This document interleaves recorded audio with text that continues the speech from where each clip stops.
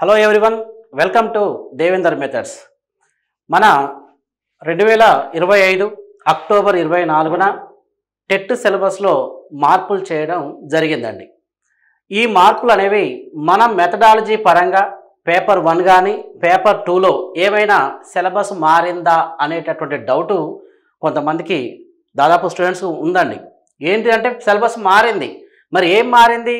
Syllabus methodology మారిందా, psychology మారిందా, Telugu English ఇవైనా మారాయా అనేటటువంటి డౌట్ ఉందండి.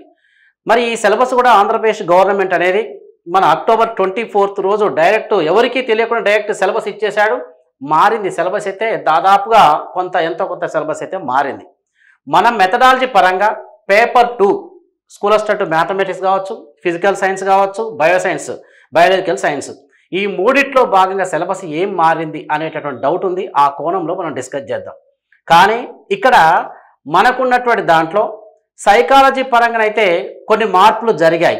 మన మిత్రులు చెప్పిన ప్రకారం అయితే పెడగాజీ అయితేంది, ఐసీటీ అనేది మార్పులు చాలా జరిగాయి, కొంత కంటెంట్ కూడా మారింది అని చెప్పి చెబుతున్నారు. ఆ ఎక్స్పర్ట్ వాళ్ళకే తెలిసి ఉంటుంది. పిల్లలు కూడా దాదాపు అందరూ మీరు సిలబస్ చూసే ఉంటారు. తెలుగు ఇంగ్లీష్ కూడా అక్కడక్కడ మారాయి అంటున్నారు, కానీ ఈ సబ్జెక్ట్ ఎక్స్పర్ట్ ఉన్నటువంటి వ్యక్తులు వాళ్ళకే తెలిసి ఉంటుంది. కాబట్టి చదివేటువంటి పిల్లలు ఆల్రెడీ టెట్ మీరు రాశారు కాబట్టి మీకు కూడా తెలిసే ఉంటుంది. కానీ మన మెథడాలజీ పరంగా ఎక్కడ మారింది అనేది మాత్రం నేను పర్ఫెక్ట్ మీకు చెప్పగలను. మరి ఎక్కడ మారింది ఏంటి అంటే ఒక్కసారి ఇక్కడ మనం డిస్కస్ చేద్దాం. చూడండి, ఈ యొక్క టెట్ ప్రకారం మనకున్నటువంటి ఇంతకుముందు ఎలా ఇచ్చాడు మార్కులు అంటే మన జనరల్ కాన్సెప్ట్ ప్రకారం అంటే child development and child development pedagogy ఉందండి. ఈ చైల్డ్ డెవలప్మెంట్ పెడగాజీకి మనం ఎన్ని మార్కులు ఇచ్చారు అంటే 30 మార్క్స్ 30 క్వశ్చన్స్ అది అలానే ఉంచారు. అంతా కాకపోతే ఇంతకుముందు 3 పార్ట్స్ ఎలా ఉన్నాయో అలా 3 పార్ట్స్ ఉన్నాయి. ఐసీటీ కొద్దిగా మార్చారన్నారు, నెక్స్ట్ పెడగాజీ మార్చారన్నారు, కంటెంట్ కూడా కొద్దిగా కొత్త యాడ్ చేశారని చెప్పి అన్నారు. కాబట్టి ఇప్పుడు కొత్తగా రాసేటటువంటి వ్యక్తులు ఎవరైనా సరే కొంచెం దృష్టి పెట్టాల్సిన పరిస్థితి. మరి తెలుగు ఇంగ్లీష్ అవి ఏం మారే మనకేం ప్రజెంట్ తెలియదు. జస్ట్ ఇది ఏంటంటే మన మిత్రుడు చెప్పబట్టి కొద్దిగా తెలుసు అంతే. అయితే ఇక్కడ దీంతో పాటు లాంగ్వేజ్ 1 30 మార్క్స్, లాంగ్వేజ్ 2 30 మార్క్స్, ఈ 90 మార్క్స్ వరకు కామన్గా అలానే మార్కులు ఉన్నాయి, అలానే మార్క్స్ కేటాయించారు. ఆ 90 మార్క్స్ ఈ యొక్క సైకాలజీకి అయితే తెలుగు ఇంగ్లీష్ అలానే ఉన్నాయి. మన మెథడాలజీకి వస్తే ఇక్కడ చూడండి ఒకసారి. ఇక్కడ మన మెథడాలజీకి వచ్చేసరికి ఎలా ఇచ్చారంటే మ్యాథమెటిక్స్ అంటే మ్యాథ్స్ అండ్ సైన్స్ అండి. ఈ మ్యాథ్స్ అండ్ సైన్స్లో దీంట్లో ఫిజికల్ సైన్స్ ఉంటుంది అండ్ బయో సైన్స్ కూడా ఉంటుంది. ఈ మూడింటి కలిపి ఏం చేశారంటే 60 మార్క్స్ ఏర్పాటు చేయడం జరిగింది. ఒకప్పుడు పాత సిలబస్ ప్రకారం మ్యాథమెటిక్స్కి మాత్రమే 24 + 6 మార్క్స్, ఓకే. తర్వాత సైన్స్ అని చెప్పి 24 + 6 అలా 60 మార్క్స్ ఏర్పాటు చేశారు. ఇప్పుడు మారినటువంటి సిలబస్ ప్రకారం ఈ మూడింటికి కలిపి 60 మార్క్స్ అన్నారు. ఈ 60 మార్క్స్లో మ్యాథమెటిక్స్ కంటెంట్కు మాత్రం 16 మార్కులు అండ్ 4 మార్క్స్ మాత్రం మన మెథడాలజీ మ్యాథమెటిక్స్ మెథడాలజీ.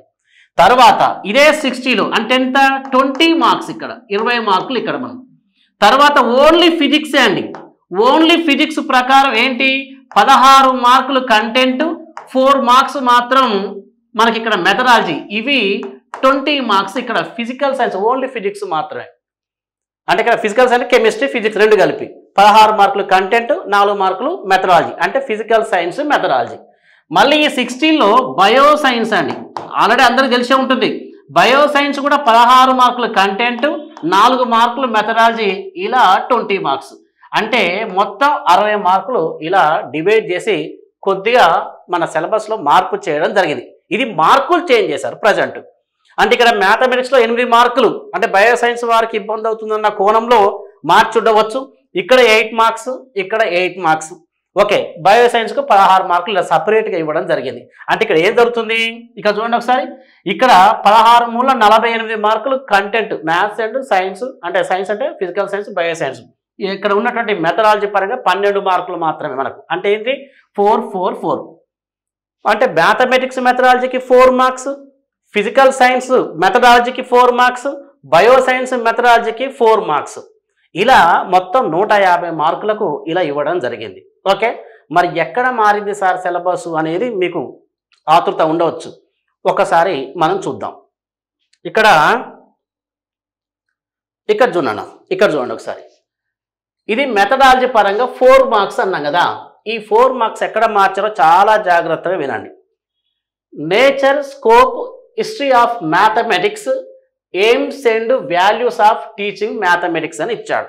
చాలా జాగ్రత్తగా వినండి. ఇక్కడ nature, scope, history of mathematics ఉందా? ఇలా ఈ యొక్క 6 యూనిట్లు పర్ఫెక్ట్ గమనించండి. Nature, scope, history of mathematics, ఇది అంటే ఫస్ట్ యూనిట్ ఇంతకుముందు చదువుకున్న దాని ప్రకారం అలానే ఇచ్చాడు. Mathematics, AIIMS and values of teaching mathematics అని ఈ యొక్క ఫస్ట్ యూనిట్. ఇంతకుముందు మన సిలబస్లో డిఎస్సి కానీ టెట్ సిలబస్లో ఎయిమ్స్ అండ్ ఆబ్జెక్టివ్స్, వాల్యూస్ అని ఒక 3rd యూనిట్లో ఉండేది. అవి తీసుకొచ్చి ఏం చేశారంటే ఫస్ట్ యూనిట్తో పాటే ఇలా యాడ్ చేసి కలపడం జరిగింది. సరే, ఏదేమైనా ఇప్పుడున్నటువంటి సిలబస్ ప్రకారం చూద్దాం. Nature, scope, history of mathematics, AIIMS and values of teaching mathematics అని ఫస్ట్ యూనిట్ ఉంది కదా. ఇక్కడ ఈనండి ఒక్కసారి. ఇదే topic physical science, bio science కూడా ఎలా ఇచ్చారంటే నేచర్, స్కోప్, హిస్టరీ ఆఫ్, ఇక్కడ ఇది మ్యాథమెటిక్స్ ఇచ్చారు కదా, ఫిజికల్ సైన్స్ అని చెప్పి ఇస్తాడు. మళ్ళీ nature, scope, history of mathematics కదా, మ్యాథమెటిక్స్ ఇదే ప్లేస్లో ఫిజికల్ సైన్స్ అని సిలబస్లో ఇచ్చాడు. మళ్ళీ ఇదే ప్లేస్లో మళ్ళీ ఏమి ఇస్తాడంటే బయో సైన్స్ అని ఇస్తాడు. Nature, scope of history, scope, history of mathematics, nature, scope, history of physical science, nature, scope, history of bio science. ఇది common. Aims and values of teaching mathematics అయితే ఫిజికల్ సైన్స్, అయితే bio science. ఇక్కడ అంటే mathematics స్పేస్లో physical science అని ఇస్తాడు, అదే మన బయో సైన్స్ అయితే బయో సైన్స్ ఇస్తాడు. కానీ టాపిక్స్ ఇవే ఉంటాయి. క్లియర్ కదా.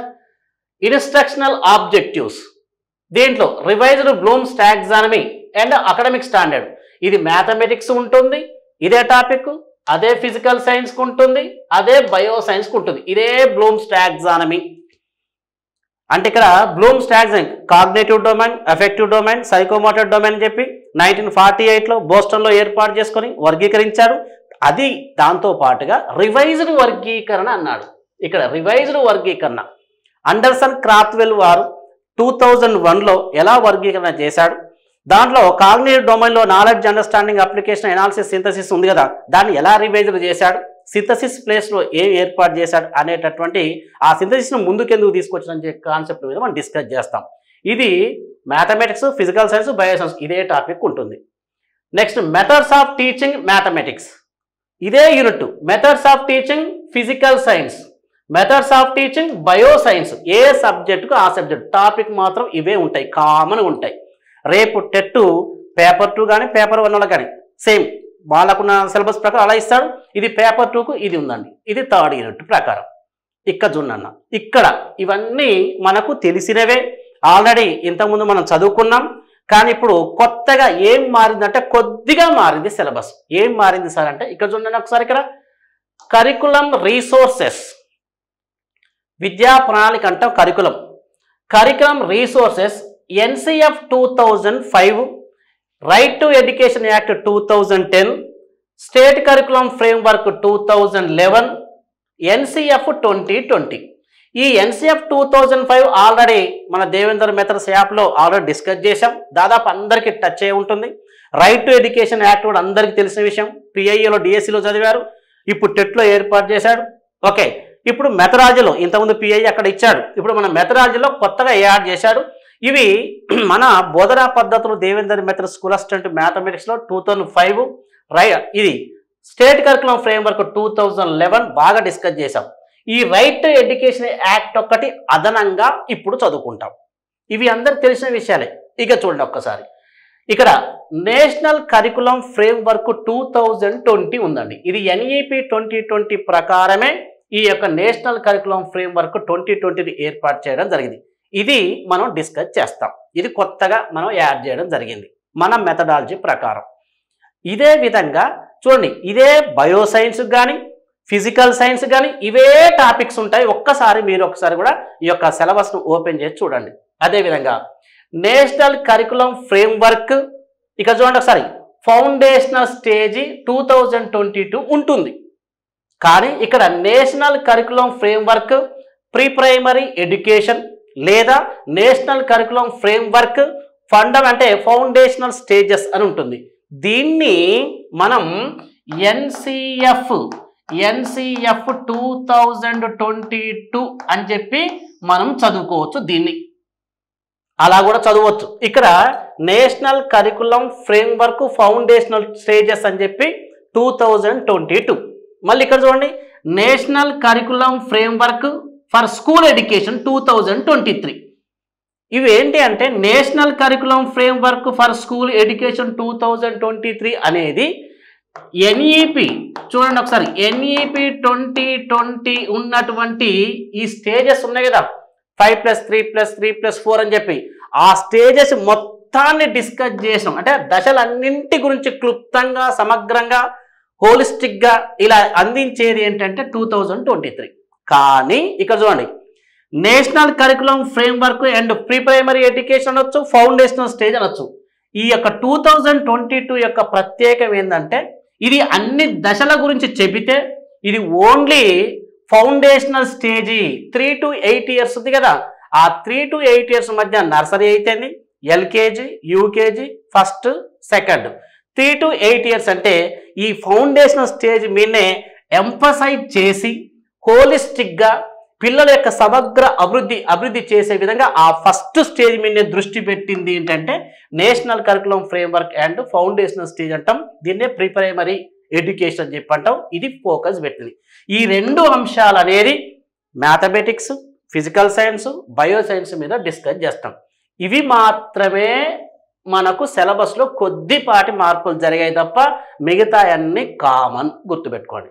Okay right. తర్వాత ఇక్కడ చూడండి, planning instructional material in mathematics, planning instructional material in physical science, planning instructional material in bio science. అవునా కదా? అంటే ఇక్కడ ఏంటి ఇన్స్ట్రక్షనల్ మెటీరియల్ టిఎల్ఎం, మ్యాథమెటిక్స్కి ఏముంటాయి, ఫిజికల్ సైన్స్కి ఏముంటాయి, బయో సైన్స్కి ఏముంటాయి, ఆ యొక్క బోధనోపకరణాలు ఏంటి అని చెప్పి ఇవన్నీ ఇక్కడ డిస్కస్ చేస్తాం. తర్వాత ఇవన్నీ ఇంతకుముందు డిస్కస్ చేసినాయి, మారింది మాత్రం ఇదొక్కటి మాత్రమే, అది మ్యాథమెటిక్స్, సైన్స్, బయో సైన్స్కు ఇవి మాత్రం. ఎన్సిఎఫ్ కానీ, right to education act, state curriculum framework ఇవి డిస్కస్ చేసాం. ఇవన్నీ కొత్తగా యాడ్ చేసుకుంటే పాత సిలబస్తో పాటు అన్నీ ఉన్నటువంటి తప్ప ఎలాంటి ఇబ్బంది పడాల్సిన అవసరం లేదు మన మెథడాలజీ పరంగా. ఓకే 100% మనకు 12 అంటే మ్యాథమెటిక్స్ 4, ఫిజికల్ సైన్స్కి 4 మార్క్స్, బయో సైన్స్ 4 మార్క్స్ చొప్పున 12 మార్కులు ఎటు ఎల్లో, ఏ ఇబ్బంది ఉండదు. మన దేవేందర్ మెథడ్స్ యాప్లో పేపర్ 2కు టెట్ కూడా మీకు కోర్స్ ఉంది, అవి తీసుకుంటే సరిపోతుంది. ఈరోజు ఈవినింగ్ వరకు కోర్స్ క్రియేట్ చేసి ఉంటుంది, ఆ వీడియోస్ ఉంటాయి, దాని తగ్గట్టుగా యాడ్ చేసిన సిలబస్ కూడా యాడ్ చేస్తాం. తర్వాత 2 days తర్వాత యాడ్ చేస్తాం కాబట్టి మీకు పర్ఫెక్ట్గా ఉంటుంది, ఎలాంటి ఇబ్బంది ఉండదు. ఆల్రెడీ మనకు స్కూల్ అసిస్టెంట్ మ్యాథమెటిక్స్ మెథడాలజీ మన డిఎస్సి జరిగినటువంటి విద్యార్థుల్లో చాలామంది విద్యార్థులు ఎంతమంది 70 members దాకా జాబులు రావడం జరిగింది. ప్రతి స్టూడెంట్ కూడా అందరూ 18, 19, 20 అలా మార్క్స్ కూడా చేశారు. ఒకసారి ఫీడ్బ్యాక్ కూడా తీసుకొని మన కోర్స్ తీసుకోవచ్చు. ఓకే రైట్ అన్న. Assessment evaluation preparation of SAT analysis feedback అండి.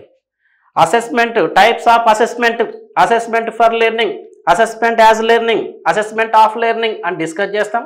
అసెస్మెంట్ అంటే ఏంటి, దాంట్లో టైప్స్ ఆఫ్ ఇవాల్యుయేషన్ ఏంటి, ఫార్మేటివ్ ఏంటి, సమ్మేటివ్ ఏంటి, వీటితో పాటు స్కాలాస్టిక్ అచీవ్మెంట్ టెస్ట్ అండి. ఈ శాట్ ఎప్పటి నుంచో ఉంది బిఎల్లో.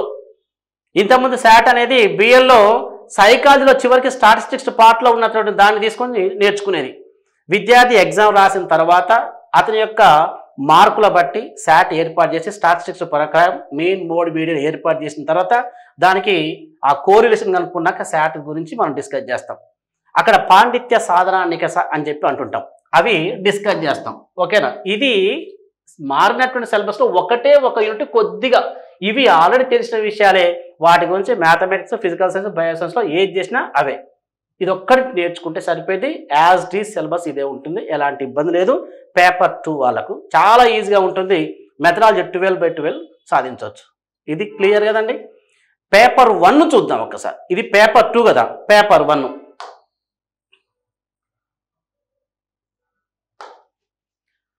ఇక్కడ పేపర్ 1 మనకున్నటువంటి ట్రై మెథడ్లో అండి.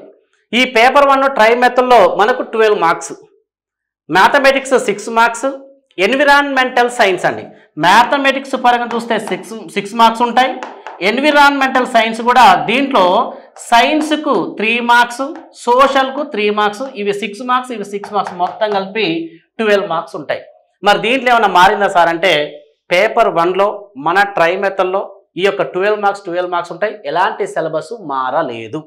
పేపర్ 2 మాత్రమే కొద్దిగా ఆ టాపిక్స్ యాడ్ చేశారు తప్ప ఎలాంటి ఇబ్బంది కూడా లేదు. మెథడాలజీ అలానే ఉంటుంది. డిఎస్సికి మన నవంబర్లో సిలబస్ ఇచ్చాడు 2024, అది కూడా దాదాపు మారకపోవచ్చు నా ఆలోచన. కాబట్టి ఈ యొక్క పేపర్ 1 కూడా ఏం మారలేదు. ట్రై మెథడ్లో చూడండి ఒకసారి. History, nature and definition of mathematics ఉంటుంది. హిస్టరీ అండ్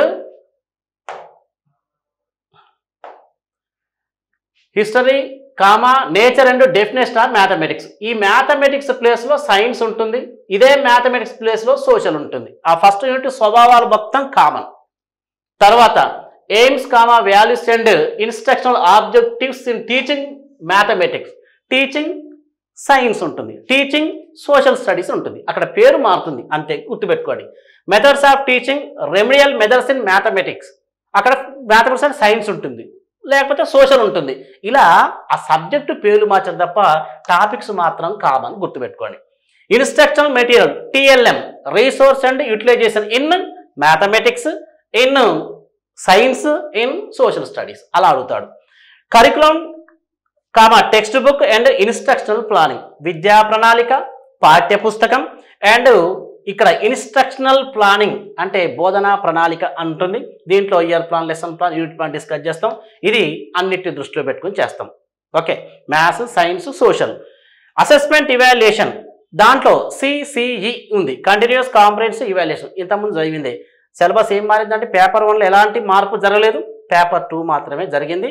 ఇవే కామన్ టాపిక్స్. మళ్ళీ ఒకసారి కూడా ఇక్కడ చూస్తే నెక్స్ట్ చూడండి, సేమ్ అదే. History, nature and definition of science already చెప్పాను కదా. మళ్ళీ ఒకసారి క్లారిటీ కొరకు సైన్స్ ఉంది. Aims, values and instructional objectives teaching science. ఇక్కడ ఓన్లీ సబ్జెక్ట్ మ్యాథమెటిక్స్ దగ్గర సైన్స్ ఉంటుంది, మళ్ళీ సోషల్ ఉంటుంది, అదొక్కటే మారుతుంది. Methods of teaching, remedial methods in science. ఇంతకుముందు మ్యాథ్స్ అన్నాం, ఇది సైన్స్. ఇదే సోషల్ కూడా ఇక్కడ ఇలానే వస్తుంది. Instructional material TLM, resource utilization. మీకు సిలబస్ చూస్తే పేపర్ 1లో ఎలాంటి మార్పులు లేవు, పేపర్ 2లో అదొకటి యాడ్ చేశారు. Curriculum text book, instructional planning అదే ఉంది కదండి. అసెస్మెంట్ ఇవాల్యుయేషన్ CC, ఇది సైన్స్ పరంగా. సోషల్ కూడా సేమ్ అలానే ఉంటుంది, చూడండి ఒకసారి. నెక్స్ట్ ఇదే social. AIIMS, values teaching social, methods of teaching, remedial methods social, instructional material అంటే యూటిలైజేషన్ సోషల్. అంటే ఇక్కడ ఏముంటాయి, మ్యాథ్స్ ఉంటుంది, సైన్స్, సోషల్, ఇలా సబ్జెక్టు పరంగా డివైడ్ చేశారు. కానీ కామన్, అన్నిటికీ మాత్రం సిలబస్ కామన్. కాబట్టి టెట్ పరంగా ఎలాంటి ఇబ్బంది అయితే మీకు లేదండి. మెథడాలజీ పరంగా పేపర్ 1లో ఎలాంటి చేంజ్ లేదు, పేపర్ 2లో మాత్రం ఉంది. ఓకేనండి. అదేవిధంగా ఎలాంటి భయపడాల్సిన అవసరం లేదు. మనకు try method compulsory. Devender methods మన యాప్ గురించి మీకు అందరు తెలుసు. దేవేందర్ మెథడ్స్లో మనకు ట్రై మెథడ్ 599. ఇక్కడ మనకి ఏంటంటే 599కే మీకు ట్రై మెథడ్ ఉందండి. పేపర్ 2 సిలబస్ కూడా మనకు రేపటి నుంచి అందుబాటులో ఉంటుంది. దాంతోపాటు టెస్ట్ సిరీస్ కూడా ఉంటుంది. పేపర్ 2 వారికి కూడా ప్రజెంట్ ఆ కోర్సు మనం వీడియో స్టార్ట్ చేసి చెబుతాం. ఆ కోర్సు రేపటి వరకు మీకు అందుబాటులో ఉంటుంది కాబట్టి పేపర్ 2 కూడా తీసుకోండి. ఓకే, కాబట్టి ఎలాంటి ఇబ్బంది లేదు. మెథడాలజీ పరంగా 12/12 మార్క్స్ వస్తాయి. కాబట్టి ఈ అవకాశాన్ని సద్వినియోగం చేసుకోండి. మరి టెట్ చదవాలా, డిఎస్సి చదవాలా అనేటటువంటి సందిగ్ధం కూడా ఉందండి చాలామందికి. మరి టెట్ చదవాలా, డిఎస్సి చదవాలనేది మీ ఆత్మ పరిశీలన మీరే చేసుకోవాలి. 115, 110 మార్క్స్ కనుక ఎవరికైతే ఎక్కువ ఉంటాయో వీలైనంత వరకు రేపు జనవరిలో నోటిఫికేషన్ అన్నాడు కాబట్టి మార్చి, ఏప్రిల్లో కానీ జూన్ లోపల ఎప్పుడైనా కావచ్చు ఎగ్జామ్, డిఎస్సి ఎగ్జామ్ జరిగే అవకాశం ఉంటుంది. నోటిఫికేషన్ మాత్రం కంపల్సరీ జనవరి కానీ జనవరి ఎండింగ్లో ఇచ్చే అవకాశం ఉంటుంది. ఎక్కువ మార్కులు 110 దాటి ఉన్నటువంటి వ్యక్తులు అయితే వీలైనంత వరకు డిఎస్సికి ఇప్పటి నుంచి మనం ఆల్రెడీ కొంతమంది హాఫ్ మార్కులో 0.5 మార్కులు మిస్ అయిన వ్యక్తులు ఉన్నారు. డిఎస్సికి ప్రిపేర్ కావడమే మంచిది నా ఆలోచన ప్రకారం. ఒకవేళ ఇప్పుడు టెట్ కొత్తగా రాసే వాళ్ళు ఉంటే టెట్ కంపల్సరీ క్వాలిఫై కావాలి కాబట్టి రాయాల్సిందే. అంతేకాకుండా ఇప్పుడు గవర్నమెంట్ టీచర్లు కూడా టెట్ అనేది కంపల్సరీగా రాయాల్సిందే, క్వాలిఫై కావాల్సిన రూల్ సుప్రీంకోర్టు ఇచ్చింది కాబట్టి 100%. హెచ్జిటి వాళ్ళు ప్రమోషన్ వస్తుంది కాబట్టి పేపర్ 2 రాయాల్సిందే. హెచ్జిటి వాళ్ళకు కూడా పేపర్ 1 కొంతమంది ఇంతకుముందు ఇన్ సర్వీస్ 2001లో కొంతమందికి ఇన్ సర్వీస్ వాళ్ళు కూడా కొంతమంది క్వాలిఫై కాని వాళ్ళు కూడా ఉన్నారు కాబట్టి పేపర్ 1 అవి రాయాల్సిందే. కాబట్టి ఇప్పుడు టెట్ అనేది చాలా నీడ్ ఉంది కాబట్టి ఈ యొక్క ట్రై మెథడ్ అయితేంది, పేపర్ 2 ఉన్నటువంటి సైన్స్ వాళ్ళు తప్పనిసరిగా మన దేవేందర్ మెథడ్స్ యాప్లో కోర్సులు ఉన్నాయి కాబట్టి సద్వినియోగం చేసుకోండి. ఏమైనా డౌట్ ఉన్నా కాల్ చేసి అడగండి. ఓకే, థ్యాంక్ యూ అండి.